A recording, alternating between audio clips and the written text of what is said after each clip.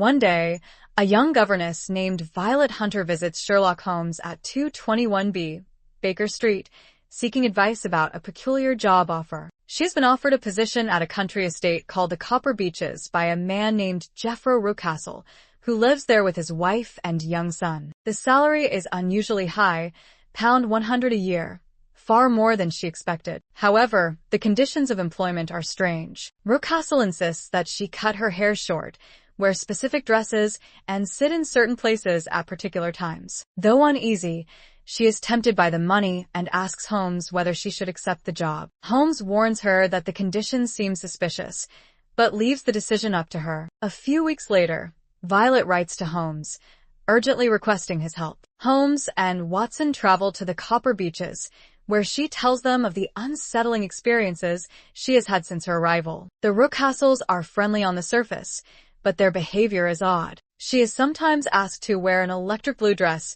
and sit by a window, laughing and waving as if putting on a show for someone outside. She also notices that certain parts of the house are off-limits, particularly one locked room on the upper floor. One night, Violet sees Rucastle sneaking into the forbidden wing, holding a plate of food. This makes her suspect that someone is being held captive there. She also hears mysterious crying sounds at night. After reporting this to Holmes, he is convinced that something sinister is happening and decides to investigate. That evening, Holmes, Watson, and Violet break into the locked room and find it empty. However, signs of recent occupation suggest that someone was being kept there. Suddenly, Rucastle arrives, furious at their intrusion. He threatens them, but in his rage, he inadvertently releases his savage dog, which turns on him and severely injures him. Holmes quickly pieces together the truth. The Rucastles had been keeping Rucastle's daughter, Alice, locked in the room. She was the rightful heiress to a fortune, but